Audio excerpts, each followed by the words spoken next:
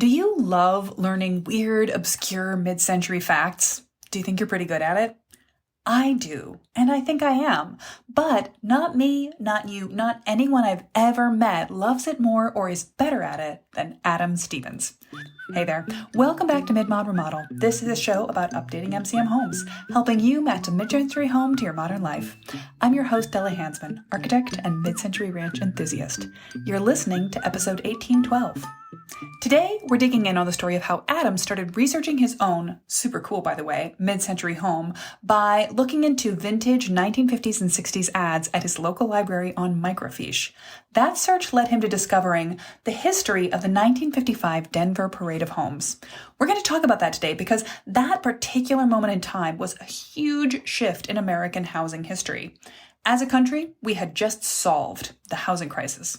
The last housing crisis, when Congress passed the 30-year amortized mortgage program and kicked off a tremendous boom of new and better home construction. That parade of homes showed off almost 100 houses all over the city of Denver, highlighting the growth and the possibility of what homes could be for the future.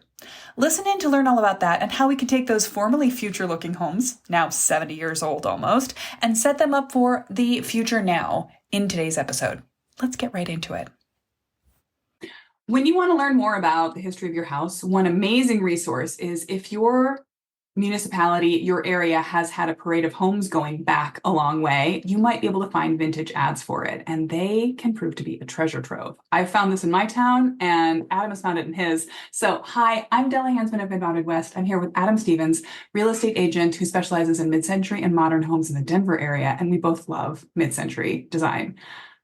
You have gone so much deeper than I have on this. You actually found out the history of the Parade of Homes in Denver by researching it on microfiche. What made you go look in the first place? It was just, I had started by trying to research the history of my own home several years ago. And I fell down the rabbit hole, falling in love with all of these mid-century ads. You know, it's the librarian thought I was crazy because when I originally came in, I was like, do you have like an index of like what ads are where? And she just looked at me like, why would you want to look at ads? I was like, history. Yeah, history. But as I started digging in, I'm like, this is where all the information is. I mean, there's some articles here and there, but the ads are what's really telling the story. Yeah.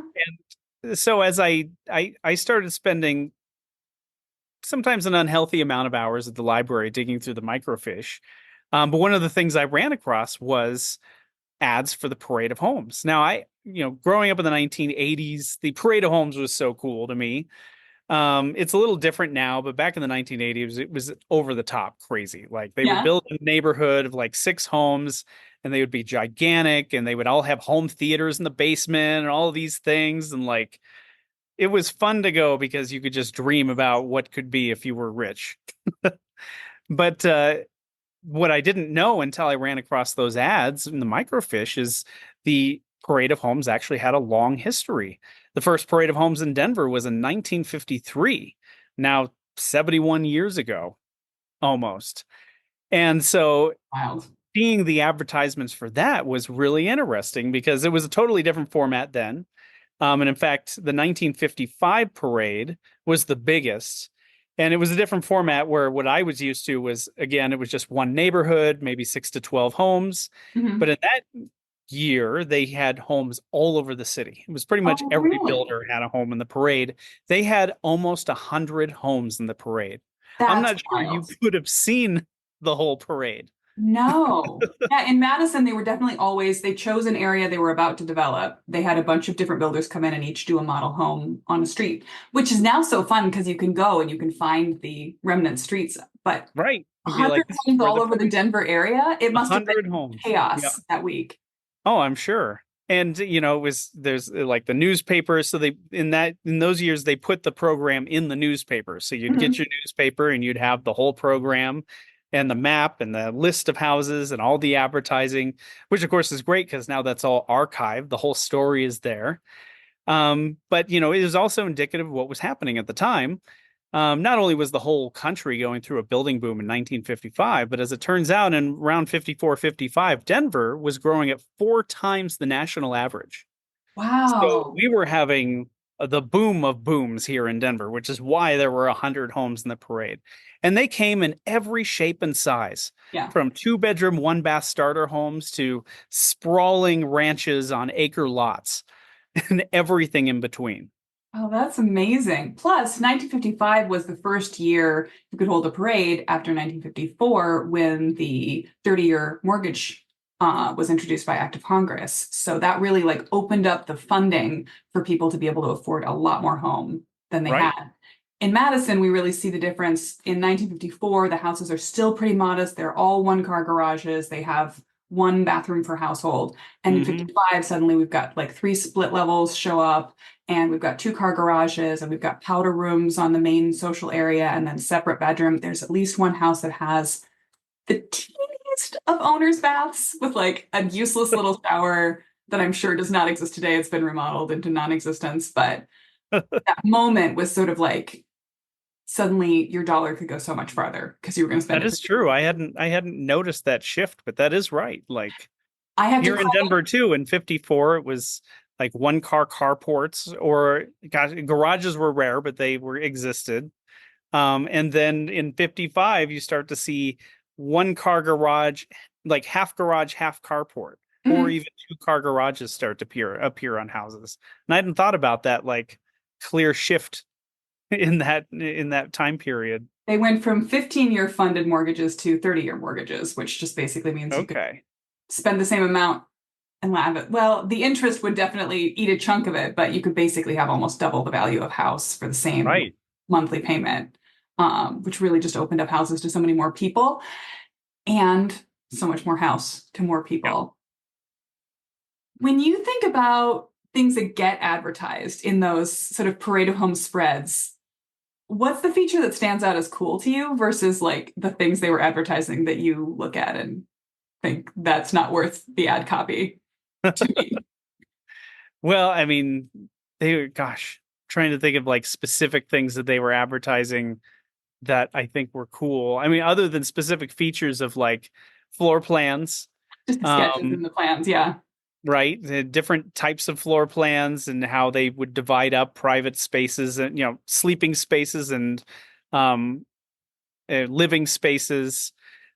Kitchens were, of course, the center of everything in terms of selling features because, I mean, let's face it, it may sound sexist, but it's in most cases, it's women who buy houses. And And so it was many of the a ads were housewife focused on era, that. definitely. Yes. Yeah. That is true in all of the advertising literature. I wonder how much it was actually true in reality, but it was certainly true in the culture. Right. These houses were being built. It was the part of society that was visible and sort of catered to was Yeah. the It was very single much income catered to. household. And so, like kitchen cabinets, appliances, for whatever reason, garbage disposals were on the top of the list of like everything. I don't know if like Waste King Garbage Disposal Company must have given builders extra money for putting that as the top line feature, but Or maybe it really was just that desirable. You think about how excited people were about vacuums when they didn't have to sweep dust out of the house every day. And true. maybe that meant, again, now we're like, we want it to be organic and everybody's got their own yard composting. But it might have been the difference between needing to compost and garden your own food and feeling like, oh, I Right. get everything in cans and frozen, and then I will put the waste down the garbage disposal and Yep. And speaking off of it today, goes. I have a chicken who is making a bunch of noise in the background here. Well, that's just Um, to the modern feeling of the yes. mid-century background. Yes. Yeah, But yeah, you're right. And actually, to give some context, I don't know if this was true throughout the country, but in Denver in 1955, most homes had incinerators for burning your trash. really. So part of the idea of a garbage disposal really was to dispose of garbage down your drain, which, later came to be a bad idea Good in the idea for day. the city. But it was seen as an alternative to using the incinerator in your backyard. Every individual house had, it wasn't like a neighborhood incinerator, it was like a personal incinerator. Every backyard had an incinerator in it. Yeah. And I That was don't know, not a people thing in have Madison. people have showed me photographs of their incinerators here in the neighborhood and things like that. Some houses still have evidence of where it was. it's rare to actually see one still in place, but yeah, that was a common thing in 55 to have an incinerator in your backyard. Fascinating. We definitely, I have had clients from all over the country have to watch out for old oil drums being buried in the yard if the Right. house originally had an oil powered boiler. And we didn't have that here. But yeah, I could see that as like that would be a regional thing to have to deal with. Things to watch out for. Yep. Fascinating. Well, and I think for people watching, Parade of Homes is a great place to start looking for house ads. I mean, there's usually a home section, maybe weekly, in a lot of older newspapers, but if you can find the date that the parade regularly repeated, that gives you a source point to go and check for newspaper archives every individual year. And then you can kind of compare along and see how things changed in your community and your town. Keep an eye out for that. And I think it's kind of fun. Like moment. some people discovered that they lived in a parade home, and like that's another piece of story, Right? a little bragging point. This home was in the parade. It's really cool when you find that out. And then you can kind of, it makes you want to go learn more about your neighbors' houses and get peeks inside of them. I think it would be really interesting to, oh, this is such an extrovert idea. It would be really interesting to host or organize a new parade of an original parade site and get people to like open up their houses as a tour. That would be a cool idea. See how they've changed. Probably especially at some of the, because in some of the years in Denver, they did do it at a single site. Into the 60s there were, and I think even one in the late 50s, they did it all in the one site. And so it would be cool to pick one of those out and see if the homeowners would be willing to. That would be a coordination thing. But for the extroverts in the audience, if you ever feel inclined, I would love to support that. I would not love to organize that. Yeah, that would be very cool though.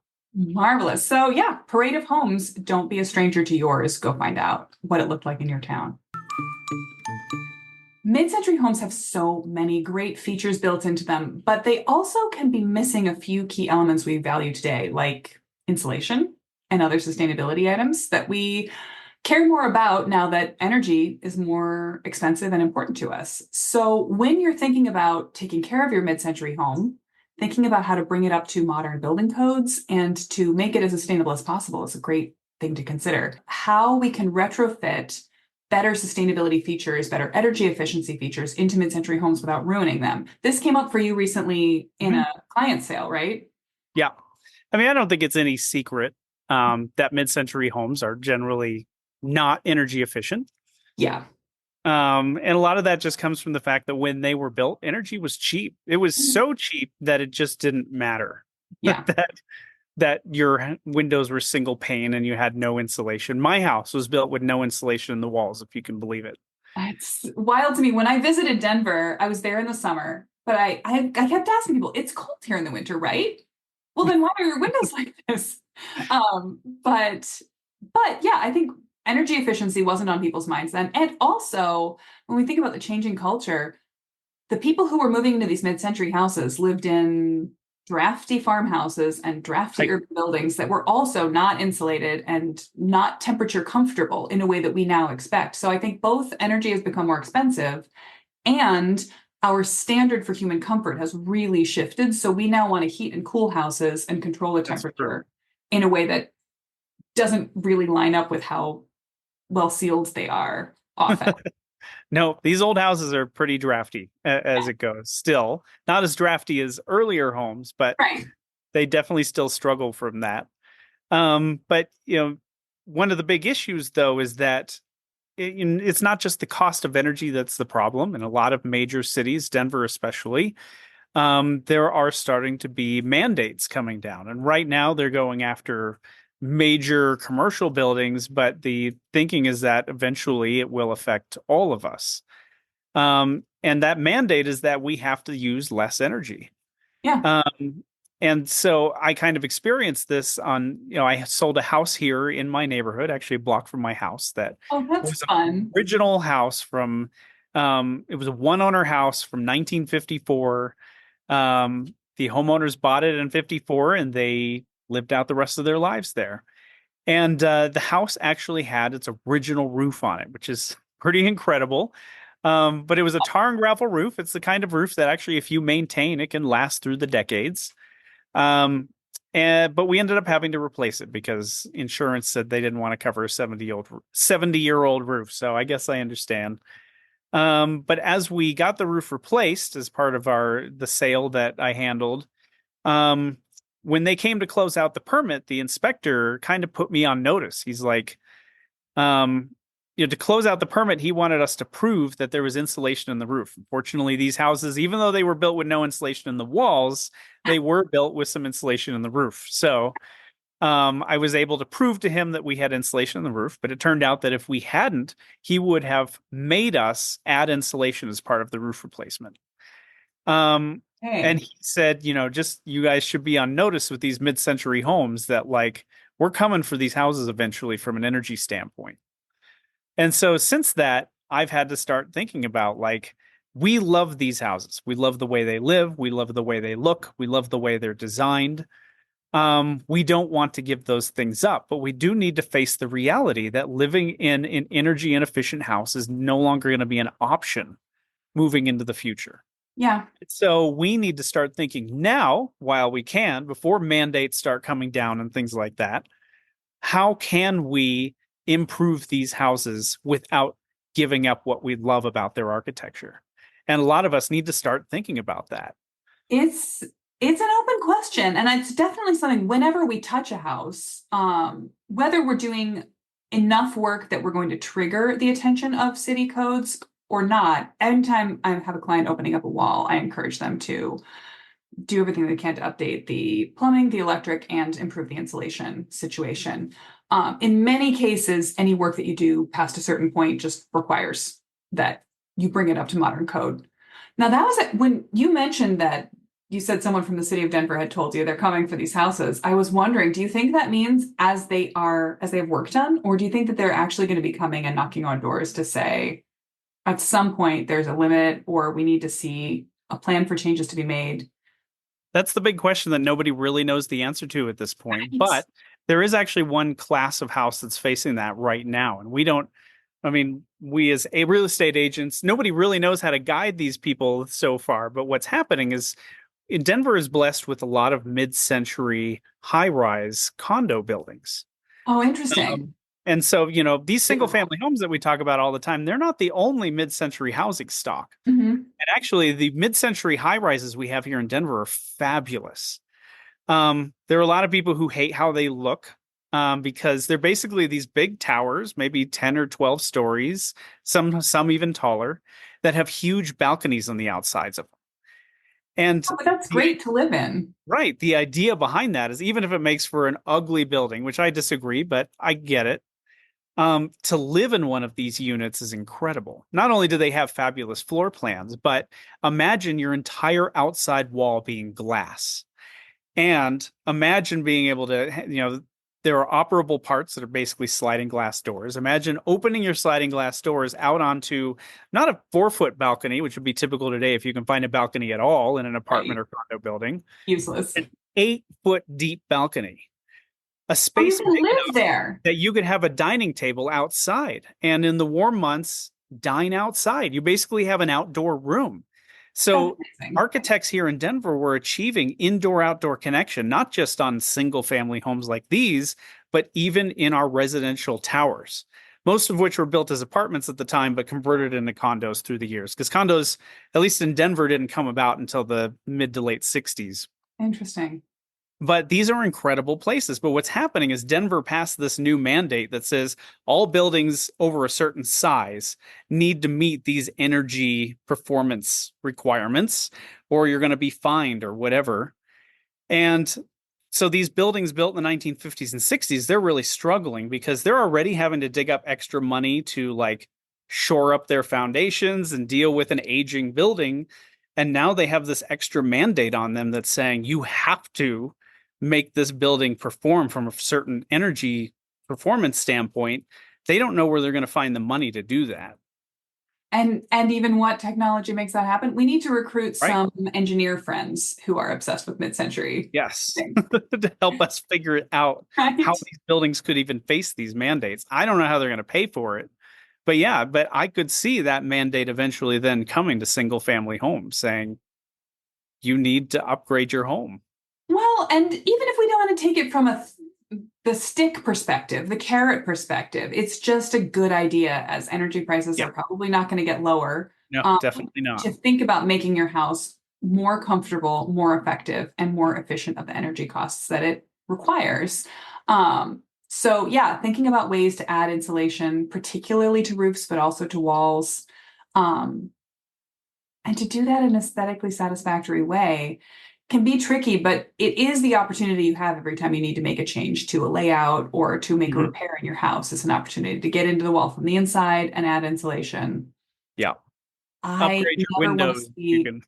right, upgrade windows if you can, or, there are also retrofit solutions. I think there are also some livability things that they were doing in the mid-century that we've lost or forgotten generationally. Particularly, I don't know what the status of this would be in Denver, but in the Midwest, people who have their original wooden windows, they all came with storm windows. And those storm windows My were house came with storm effectively- windows, actually.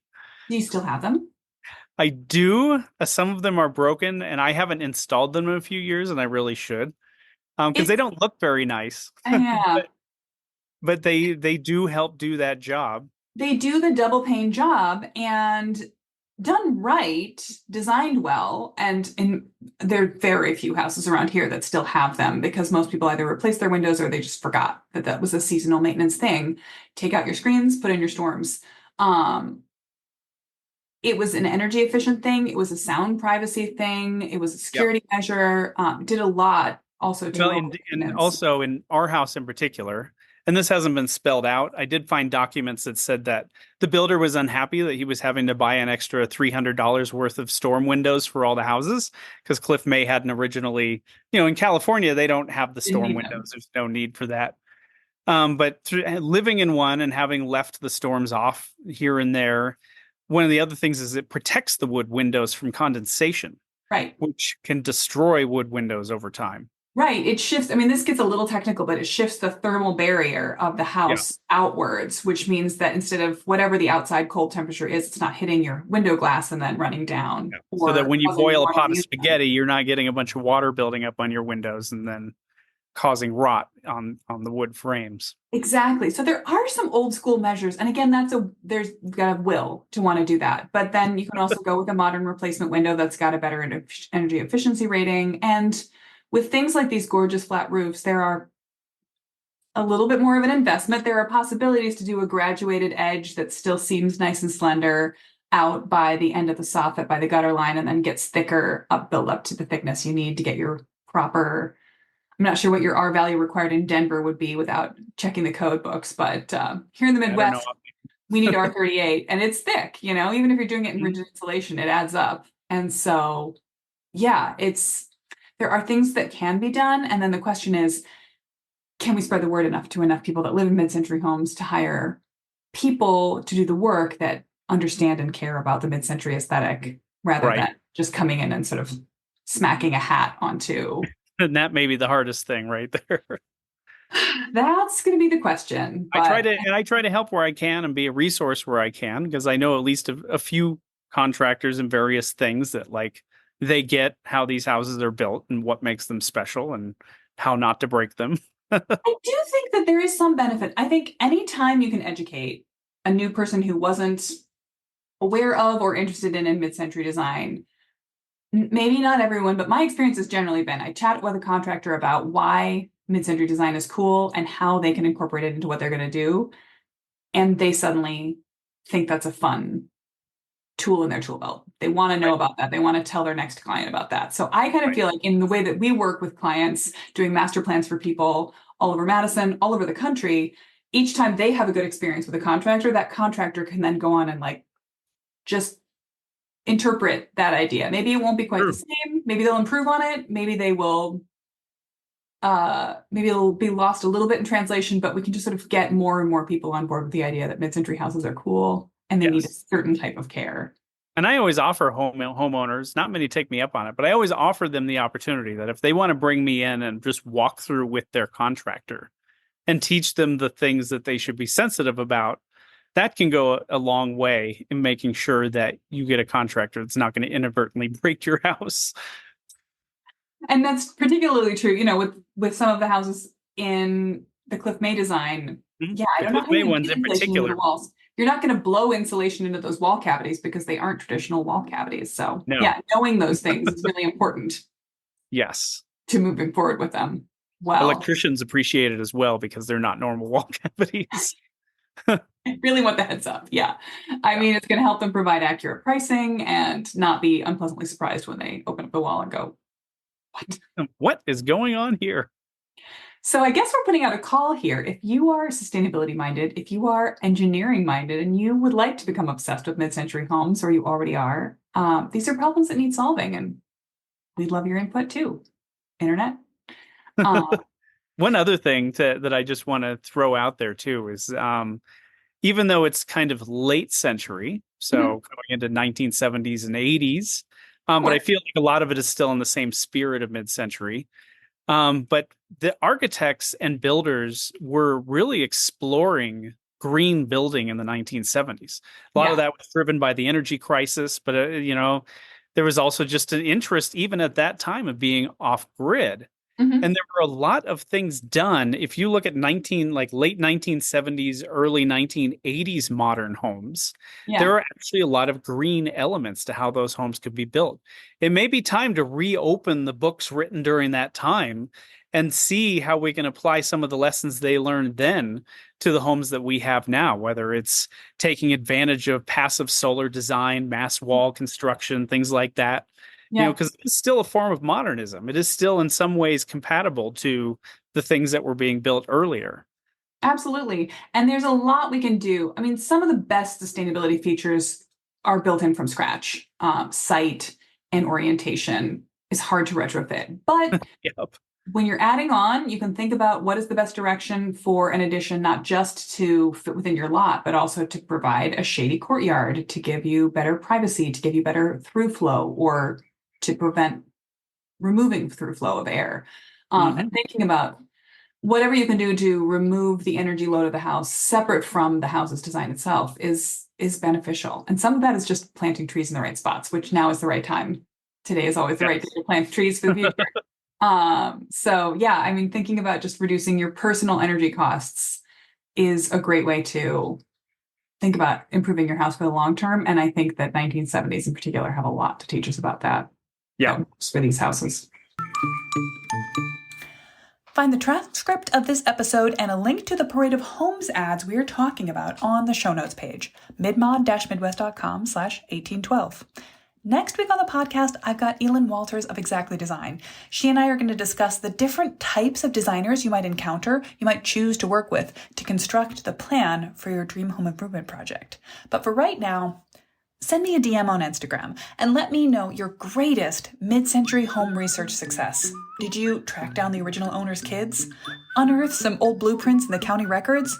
Or find a picture of your house in a 1960s newspaper article? Bonus points if it was on microfiche. Send me your story. Okay, catch you next week.